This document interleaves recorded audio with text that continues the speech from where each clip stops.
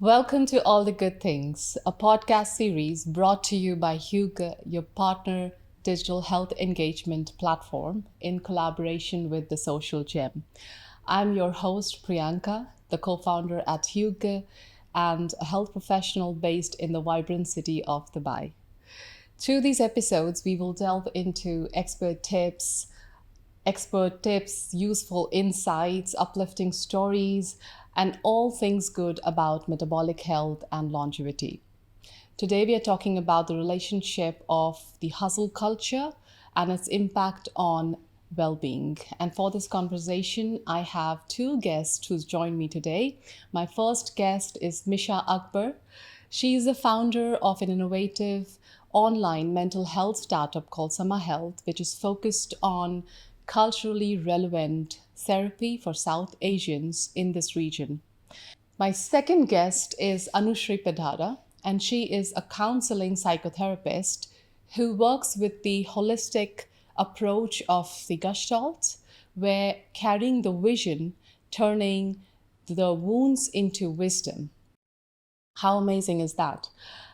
She specializes in the population of young adults who are facing the challenge of mental well being. So, welcome to the show, ladies. Thank you. Thank you. Can I just say that when you speak, I feel Hugo. Sama. And I was just thinking when you were talking how a simple LinkedIn hello turned Yes. into this. True, absolutely. Yeah. I think I connected with you because we had those common grounds and passion for wellness. So wellness with a purpose, and instantly we connected, and here we are Yeah. today. Yes. Okay, so I would like to begin with you, Misha, and maybe from your personal experiences or being in the space of HR, if you can share some stories around how do you think the hustle culture has impacted mental health and also on the long run, the physical well-being of the Yeah, individuals. no, great question. So I think I have like two perspectives on it. One from my experience working in the HR field in the Silicon Valley. I think the hustle culture is very synonymous with everything there. And then also as in my own journey as an entrepreneur, where I felt that the only way I can succeed or see success is if I'm constantly working, constantly hustling, and using every moment that I have dedicated to seeing my business succeed, or when I was working, making sure that I am meeting my work deliverables, whatever that might be. And I think I did not realize how much that hustle culture, because I saw burnout as not as a symptom of hustle culture, but as that, oh, something is working. Because I'm burnt out, I'm doing great work. Because I'm under pressure, I'm doing great work. My stress means I'm going in the right direction. And I think it's only when I saw that it was manifesting itself into more serious physical symptoms, not just the burnout, right? But not being present as a mother, as a wife, or even as an entrepreneur. But I think it peaked when I started getting these stomach aches, which had no explanation. It would just come in waves, and I had done all kinds of tests, blood tests, like name it under the sun, and we were not able to get to the root cause of it. And I just thought it was something that I had to live with until I went to my therapist, and she asked me to speak about my work and about my journey as an entrepreneur. And she said, your body is shutting down. You need to start resting mindfully. You need to take a step back. And I saw that in my everyday as an HR business partner with my employees as well. So I've seen it. I've seen it, and I've also experienced it. Yeah. So, talking about burnout and talking about the fact that relentless work becomes sometimes synonymous with being productive, right? Continuously being on the run and trying to work hard and trying to work for prolonged period of time can literally translate as that individual being most efficient and productive, and then that ends up with that individual feeling that burn in and burn out.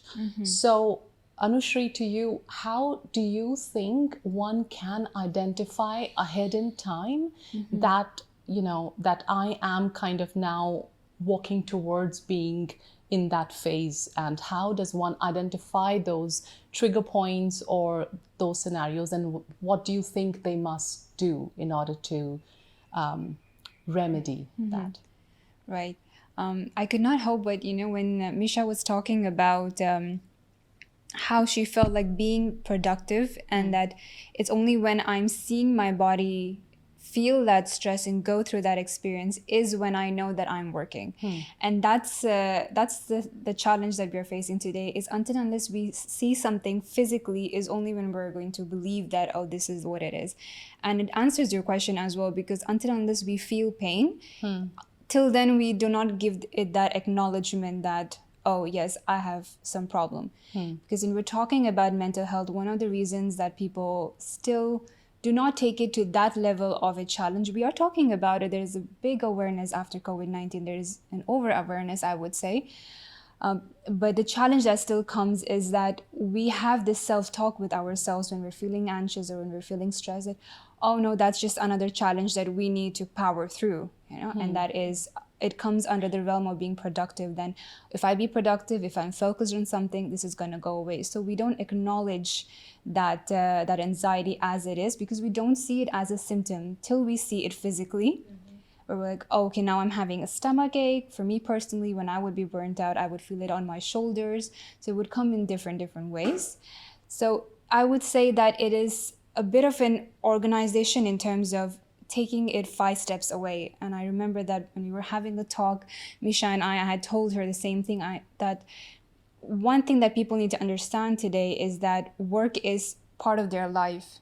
It is not their whole life. And that is something that people are not able to understand, that you have to take 5 steps away from your work. It's kind of an analogy of, if you're taking candles on festivals, in Indian festivals, we have a lot of candles that we would burn, and you would not want to, what do you call that thing that, exactly, the wick, like don't be the wick. So it is burning and you're burning with it. That's not how it is. You want to burn the candle. You don't want to be burned with it. And that's something that you only understand when you have that 5 steps of distance with your passion, purpose, dreams, whatever you want to call it. It's still only a part of you. You've created it. Don't let it take over and be created by it. It's something that's important for people to know.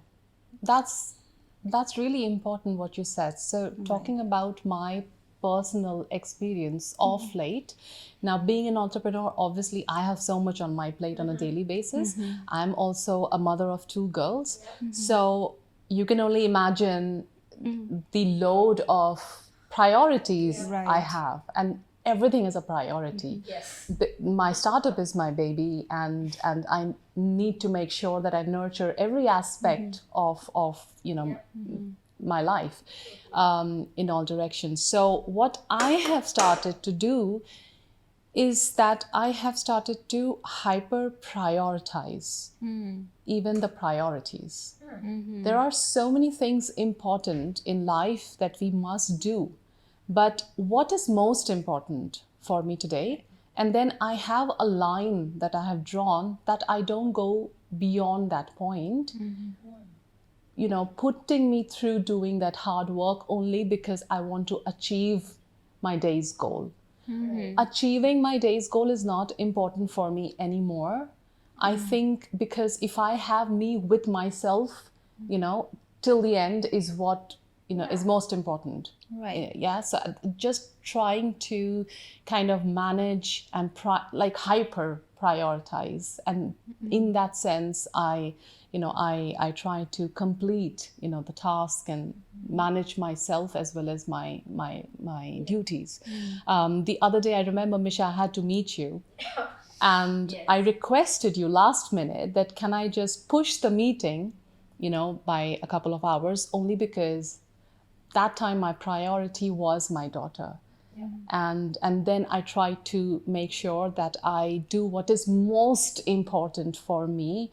Meeting you was equally important, but more than that was to be there for my daughter. Right. And that's how I kind of navigated my day in that direction. So that didn't leave me on that day. I wasn't so anxious. I was feeling good about how I managed myself through the day. So now if you think maybe just to add a little bit more to that, what do you think that one can do, as a little bit of modification in their lifestyle habit? Let's say, like what I mentioned about, my habit of hyper prioritization. Right. What do you think that one can do in order to manage, themselves at work and bring that work-life balance, like the balancing act? Can I just say something here? Because I think when you were saying about prioritizing, right, what I struggle with is FOMO. Like, I have serious FOMO when I'm not able to I try to do it all, right? I want to be there for my kids, but I also want to meet these people, but then I also have to do my emails, and then, oh, the laundry needs folding. I'm going to do everything, and I'm just going to do it. I'm going to power through it. But then, like you said, it's important to have that mindset shift, right? Yeah. So for me, it's like, it's okay if that email doesn't go out today. The company is not going to fold, right? It's still going to be there tomorrow. Yeah. Like, it's fine. And it's okay if the laundry doesn't get folded, which is why I have like 6 months of laundry in my house, because, but then also, like, it's just it's that shift in mindset also. And I did burn out like the other day. I think after I met you, I ended up having like 2 more meetings. And so yesterday, I just slept. I just slept the whole day. And, I made sure I had my 3 meals. I got up, had a good breakfast. And then I said, I'm going to take a nap. Everything else can wait. And everything was fine. Like, the next day, Summer Health was still alive. My therapist was still good. So everything was fine. I think we create this image in our head, Yeah. and we think the worst possible situation. Yeah. And, it's not that big Yeah. of a deal. Yeah. It's not that big of a deal. Yeah, I mean, I tell myself that, Misha, you're not that big of a deal that if you don't do one thing, everything else is going to fall. Like, that's not going to happen. Like, Yeah. And this is most applicable for women, Yeah. don't you think? Oh my God. Yes. I think that's another podcast. Completely. Yes, absolutely. Right. Okay, so Yeah, so sorry. Okay, So you were saying. yeah, I'm just gonna first of all say thank you for using the word FOMO, because we've often spoken about FOMO when we're talking about the age group of youngsters and how they feel like when they're in a transition. Yes, we are young, but we're talking about a little bit more, a little bit younger than us. So don't worry, I'm not hitching on your on your age. But that's the thing, that we've often used it with teenagers or young adults, of how they feel like they're in a transition. So they're missing out and they have to run to catch up. And that's why I thank you, because with hustling culture, that's just the thing, that you are doing your 9 to 5 work, but at the same time, you're doing things outside your 9 to 5, which adds on to the 9 to 5 work. Like, it's an additional thing that you're doing. So you feel FOMO that, oh, I have so many to-do lists, as you mentioned as well, that there's so many to-do lists that I have to check. yeah.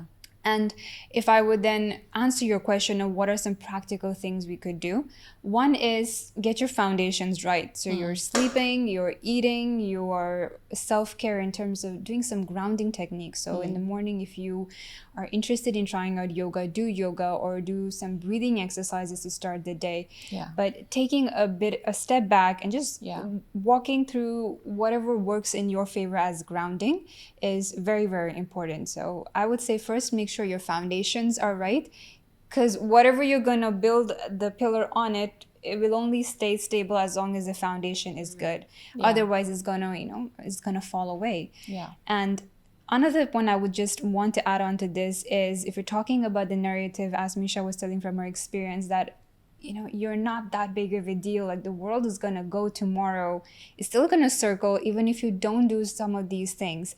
So it's over identification, which is what I often tell my clients, that if you don't do this, it doesn't say anything about you. If I don't do two things, from my checklist, it does not mean that I'm not good enough. And that's a core belief that a lot of people hold today, that I've not done the two things from my list. Oh, I'm not good enough, I could have done this. But no, it says nothing about you. So that de-identification, that de-attachment from your things, that you are not that purpose or passion, is very, very important for people to know. So that narrative, that shift of mind, is also a practice which often comes from grounding. You'd be surprised that the simple things that, unfortunately, the time that we're living in, especially after COVID-19, where things have become in a fast-paced, because now we've figured out that we can do things online and make things more quicker. People have sort of taken this sort of a being that, until unless it is something highly productive, it's not enough. So those simple things that, just having your 3 meals, going to bed on time, spending some quality time with your family and your friends, like having a half an hour call and laughing with your friends, like these basic things, simple things, people are not able to relate it because it's not their intellect that is being used. It's too simple, it's not productive. Those are the narrations that people have. Yeah. I think when you spoke about like breathing techniques right now, I'm one who never believed in all of this, never believed in yoga. I'm like, breathing, everybody breathes. Like, what is the big deal?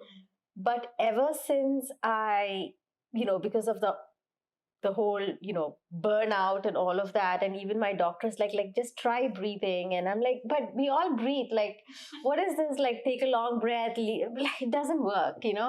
But then now I have seen, because I'm consciously doing it, I'm consciously shifting my mindset into, when I wake up in the morning, I spend 5 minutes just taking deep breaths, being very patient and mindful with myself as I take in those deep breaths. That has actually helped me. It's very transformative. Like, you can't pinpoint, oh, it was this time or this is big. No, the more you do it, it just becomes you.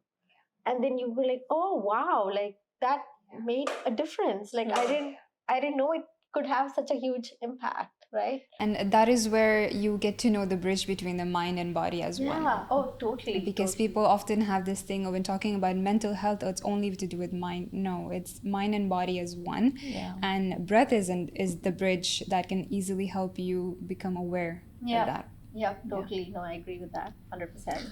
Yeah, so I'm sure there is a complex interplay between, like you said, mind and body. So with physical exhaustion and mental strain, in the long run, then crops, or opens the doors for metabolic health conditions and so on and so forth. So what do you think, with the given kind of work pressure an individual has, what do you think organizations can do to make clear boundaries for every employee? Maybe Misha, you can take this No, for sure. question. So I have seen what organizations should not do.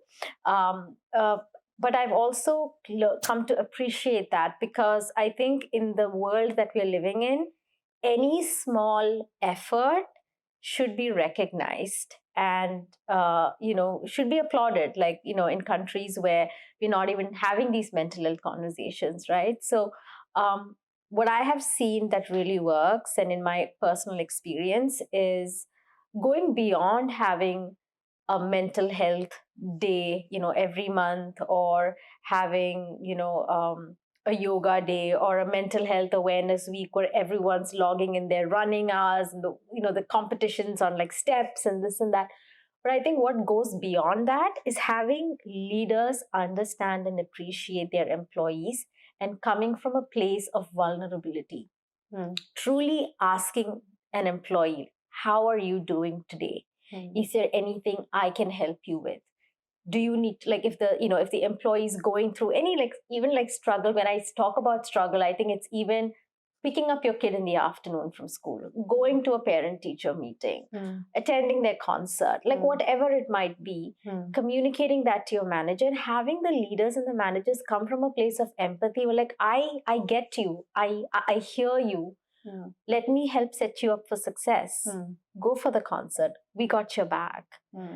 I think beyond all these other things that we're doing, that is what is really going to help an employee's mental health mindset, because now they know that my manager has my back, and there's nothing more stronger than that, right? So I think that is what, like, a true top-down approach, where we are not just talking about implementing mental health programs, but we are equipping managers and leaders to have these heartfelt conversations. I think that is what is key. Just talk to your employee. Yeah, but not every organization has that mindset, right? That Right. organizational mindset. Yeah. To Yeah. to have that culture, within that ecosystem for their employees. So, for an individual who is in, let's say, in an environment which is not letting him thrive at a personal way, at a personal level, and he is or she is not able to have clear boundaries between work and life. For those individuals, Anushri, how do you think they should navigate themselves? What can be done by such individuals that they would be able to kind of define that, I need to do, this is where I draw the line, and this is how I start? Do you think identifying the stressors coming from work, identifying the workload, or journaling himself on a daily basis, is there any tips or takeaways that you can share? I always recommend journaling, for sure. I always recommend journaling to my clients because it's such a personal way of expressing yourself, and you can say it's your personal best friend or imaginary friend, whatever. But you have a place where you can express yourself, and so journaling is definitely one thing that I would say. Another thing is, again, it just takes back to drawing a boundary between work and life, of identifying that work is a part of your life. It's the narration that always goes back into it. So in terms of tips, it is journaling, taking some time out after work to, if you feel like you're somebody who gets their energy by being with people, so maybe going for a walk, or if you're someone who feels like grounding yourself solo is what gives you the energy, so do it at home. Whatever you think is, maybe watching Netflix, or again journaling, or having a good meal, a pizza night, whatever that may be. But finding that line of being able to go back home and just shutting yourself off is very, very important. Don't take your work home. And that's a line that will have to, again, go back, circles back always to the narration of what is. I'm not blanking out. I think what I'm trying to make as a question, I would say, so that people would know, is find the meaning behind work. And I think that's important to know. What does work mean to you? Is it just paying your bills and paying your taxes, or rent? Is it your passion, your purpose? Ask yourself the meaningful question: what work means to you? And if you're able to answer that question, even if it is about the bills and the rent and the taxes, because those are foundational things, having a good meaning of what work means to you is an important place to begin with, and then taking it from there. Because if you are making work as a holistic thing, that it is my life, it is my passion, my purpose and everything, then you will not be able to come back home and just shut off. And that's very, very important, because then you're going to miss out on the foundation of good sleep and good eating and quality time with your friends. I think you see that a lot, like in entrepreneurs, right? Like in startups. Yes, like, yes. Especially if you are like having a startup. Yes, you're I like, can imagine. Where do I draw that line? Yes, like, yes, because Yeah. the entrepreneurship is your dream and your passion. Yeah. It's what fuels you. It's at the end of the day the vision that you want to build, and you're finally getting the opportunity to do so. So it is quite difficult to take a step back from it. I understand in the beginning, but again, it is your mind and Right. your vision that has created the work. Yeah. So you need to understand that you're the one in control. Right. Don't let it control you, and that's exactly what's happening today. Is that you're being controlled by the work. So something that Misha said in the beginning, that you didn't even know, and you were down with, sudden pains, and it's just then when you it was the physical pain that led you to see a Yeah. doctor, Yeah. right? So that is basically letting things brim to the surface, and then that tip of the iceberg leads you to, seek help. Yeah. But then I always say that there is such huge subclinical state that has been building up for maybe months or years together. So I feel that this is kind of, in earlier times, we used to say that if you're like 35 plus, then it's really important that you take it easy, you look after your health. But I think now that's not relevant anymore. I mean, people as young as they can be, and it's just a matter of being exposed to that point of trigger, Right. which can then kind of, change everything at your physical spectrum and physical health. So, and also, I think that the subclinical changes, the steps that happens, that is the point in time that no one would ever think that this kind of pressure at work or this hustle culture can so much negatively impact me and my health in the long run. Yeah. And it's about, doing what you need to do in time, right? To stay ahead of the curve. And the best way forward would be, I think, to identify the stresses, feel yourself, right? Yeah. Being in that moment that I feel like I'm finding it difficult to cope. Yeah. Yeah. So when you're not able to cope anymore and you really are struggling, is the time when, one needs to pause, sit down with themselves, Right. and figure out that why am I not the same person as I used to be, by not being able to manage myself anymore. Whether it is about being anxious before meetings, whether it is about, having palpitations, sweaty hands, clammy hands, whatever it may be, whether it is, the change in the sleep patterns, whatever it could be. But the slightest of change in the normal, physiological activities, emotional, emotional health should be a sign for people at any age to sit down with themselves and understand what is 100%. happening. Because we do that to kids also, right? We do that to it kids starts, also. Like from school, like, okay, you finished your school day, now let's put you in activities, let's figure out what you're doing after this, let's make sure your portfolio is great for college. So right from a very young age, kids are also sort of being unknowingly trained in this hustle culture, because they are not getting time to just kind of sit back and relax and like figure things out. And then they go off to college, and then it's like competitive there. Then it's the work culture, it's competitive there. So where are we, like you rightfully said, allowing us to have that space, right? And when you spoke about like the symptoms of like anxiety, the palpitations and the sweating, and someone once told me, oh, it's the same feeling you get when you're excited, so you just have to shift your mind. And I'm like, No. I know what this is. This is full blown anxiety. There's nothing exciting about this. But again, I think we don't allow ourselves to give into that feeling, to accept it, to give it that safe space. Like, at one point, when I got so burnt out, I'm not kidding, I scheduled rest on my calendar. Like, that was my reminder to just stop. And because it was on my calendar and I had prioritized other tasks as well, I'm like, oh, you know what, it's fine if I rest, it's on the calendar. Like, and that's when I thought, how crazy do I need to be to schedule my rest on a calendar? Like, that's ridiculous. And that's not how it should be. Like, you shouldn't have to schedule it, right? And so like, when you were talking about like that rest culture, I thought it was so, like, I related so much to it because you feel guilty for resting. Right. Yeah. No, I relate with you on two things. One is about scheduling the resting word, because I used to do that a lot. I'm not the only crazy one.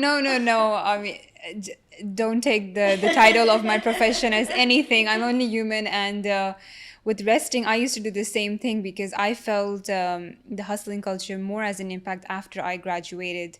And being somebody who has not had the experience of enjoying the graduation in person. So it was quite a culture shock to do it on a COVID basis. But after that, I think for a lot of kids, as you mentioned, also for children, it is going from one academy to another, and you're always in a nest of academy and a home.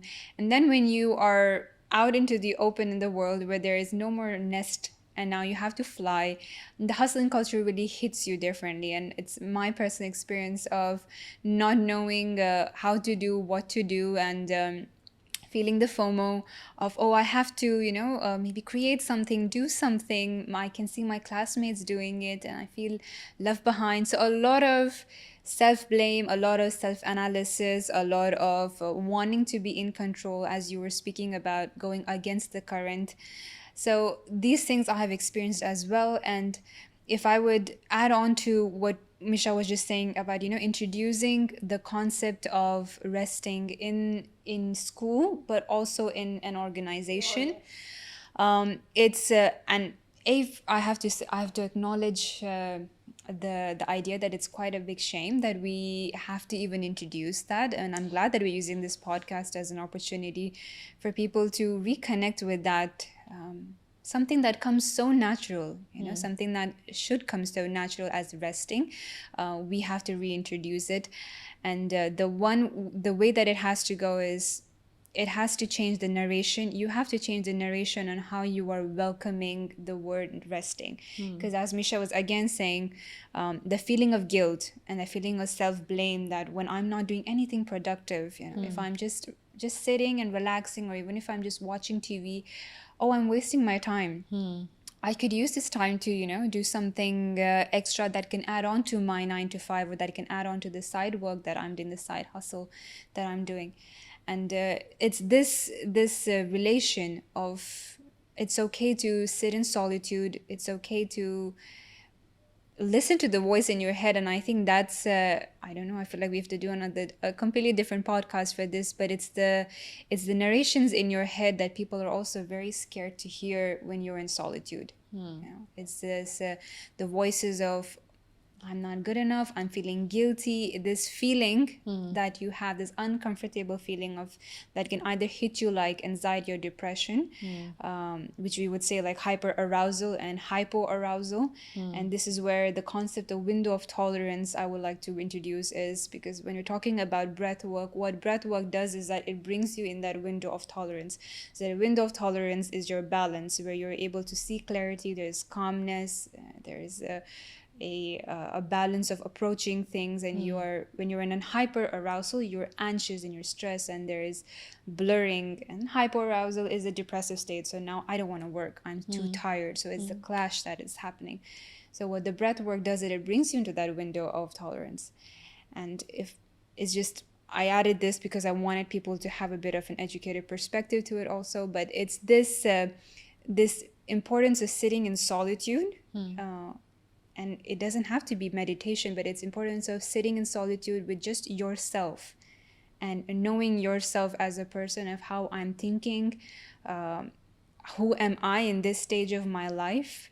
It's quite an existential question, which I think at the end of the day, if you're able to connect with that question, you can feed your entrepreneur ideas even more, because at the end of the day, you want to reflect through your entrepreneur ideas who I am and what makes me unique, instead of looking at the hustle culture of, oh, somebody's doing this, I'm left behind, I'm being competitive, I'm comparing.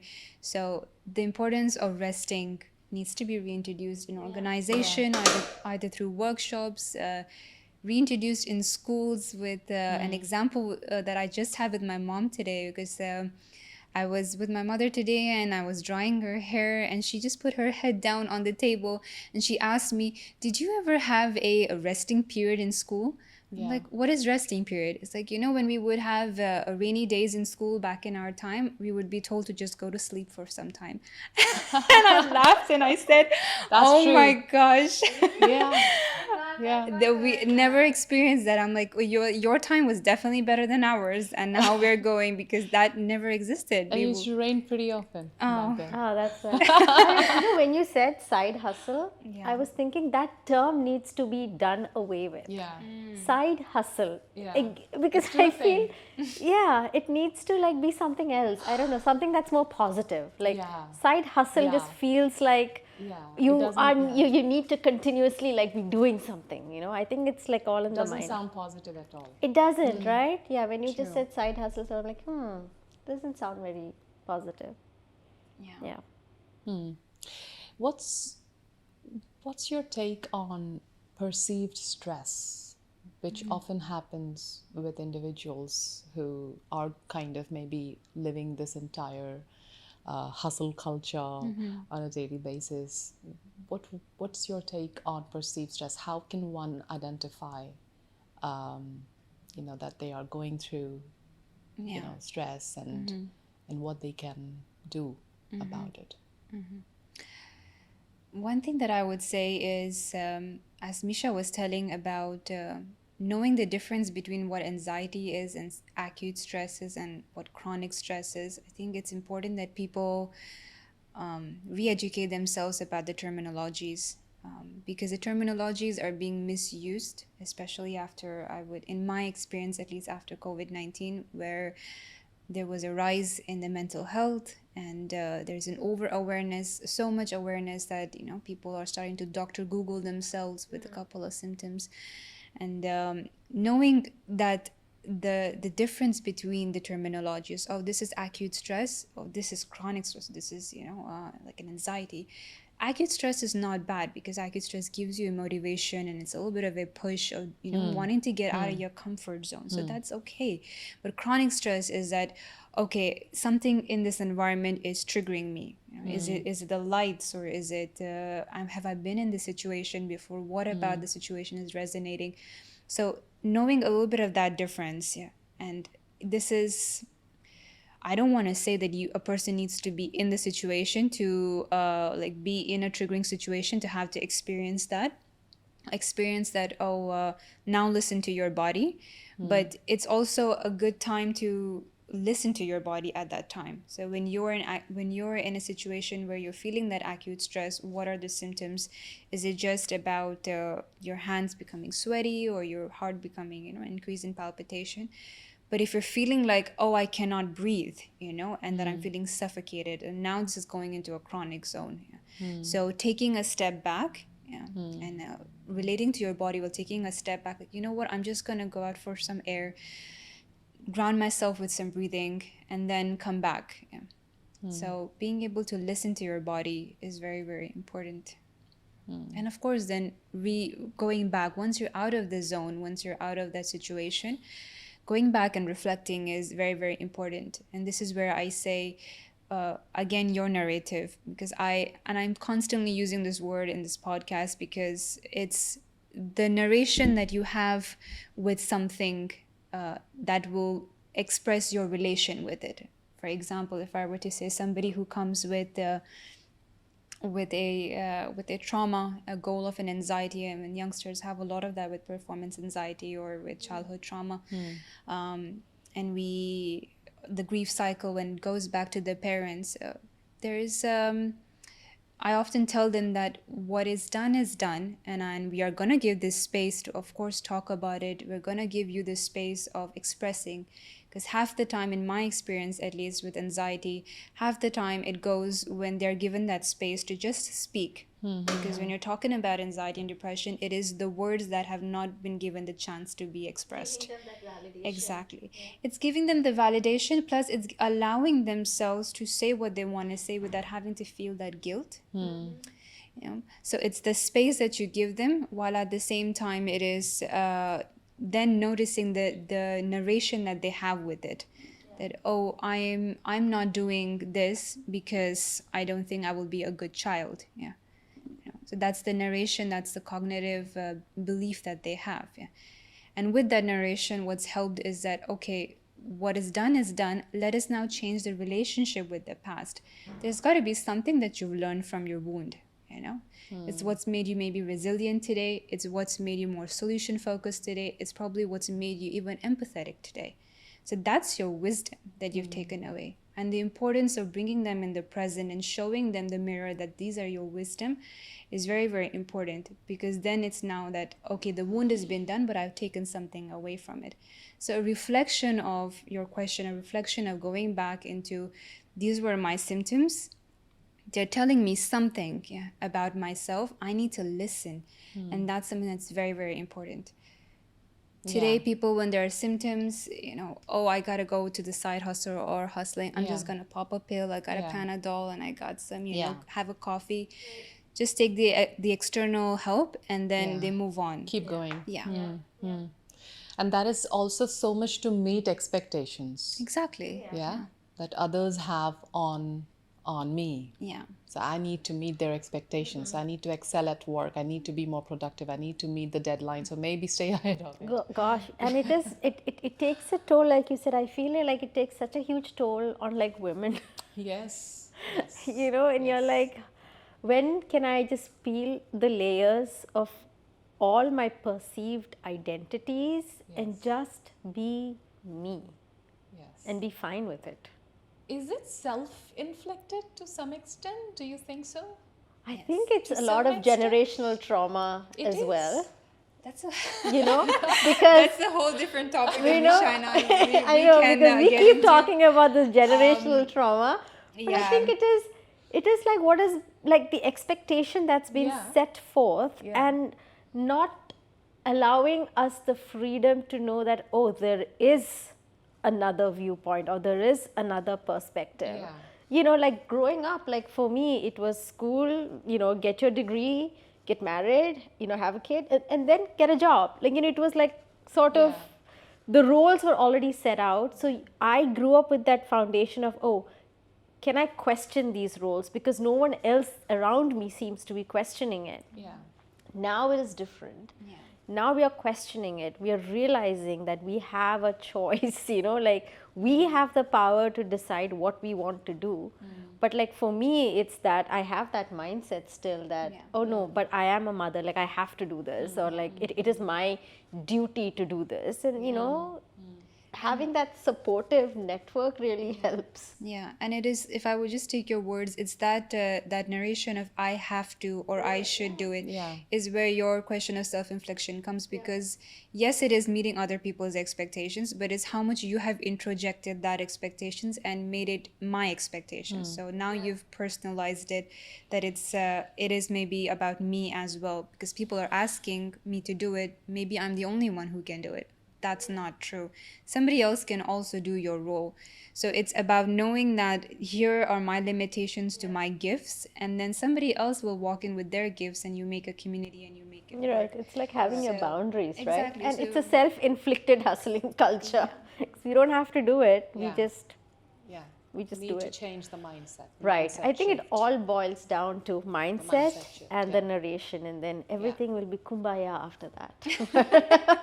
So, Misha, since you spoke about, generational culture and the way that we tend to follow the footsteps of what our mothers did, and we kind of then we start weighing ourselves that as opposed to what my mothers did, how am I supposed to manage myself with family? And then I think that's where also we set expectations, because we have the bar set so high. Yep.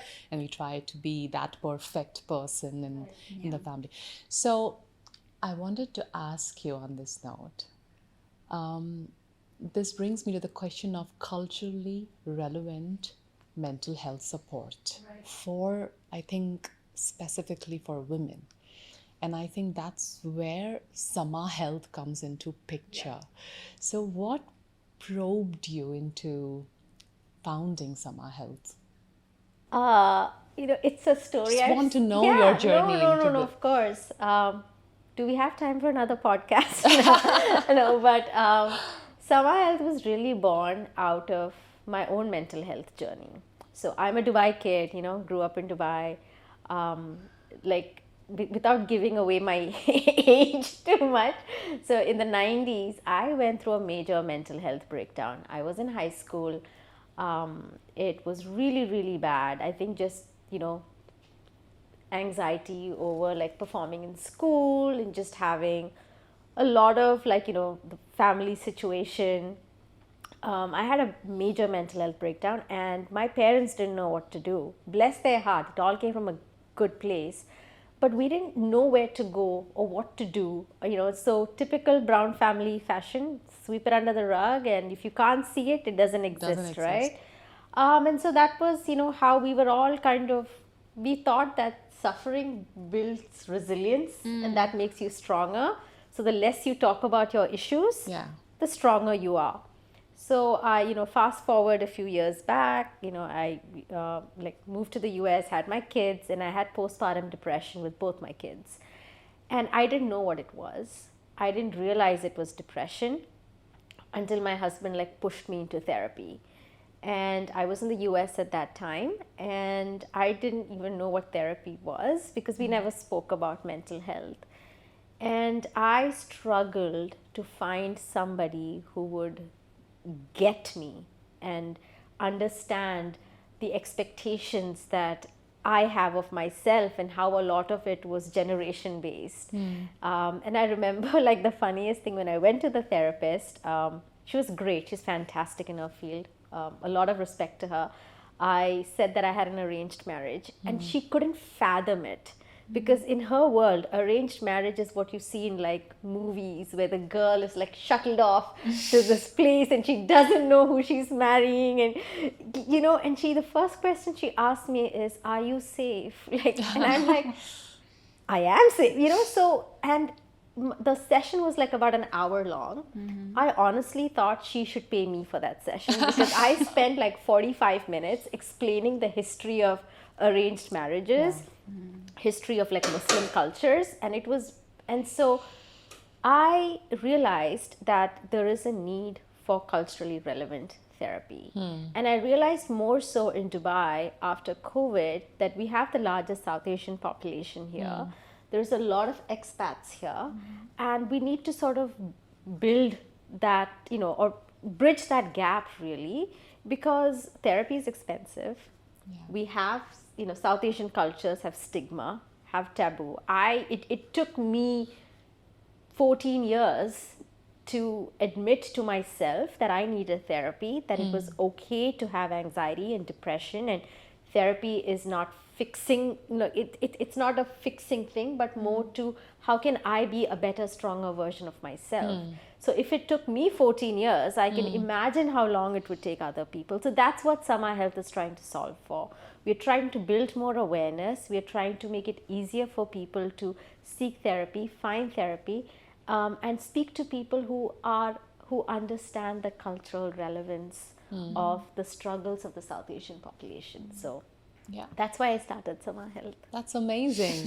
And thank you for creating something like this, because Yeah. it is actually so much needed now, right? We want to talk to someone who we can connect with, Right. in various different ways. And if the other person does not understand the nuances around the given Yeah. culture that I come Right. from, then I think the purpose would be defeated. Yeah, Right? because we're The all whole, looking for that validation. yeah, And you can't validate someone unless you really understand. Like you Yeah. have to lead with that empathy, Yeah. right?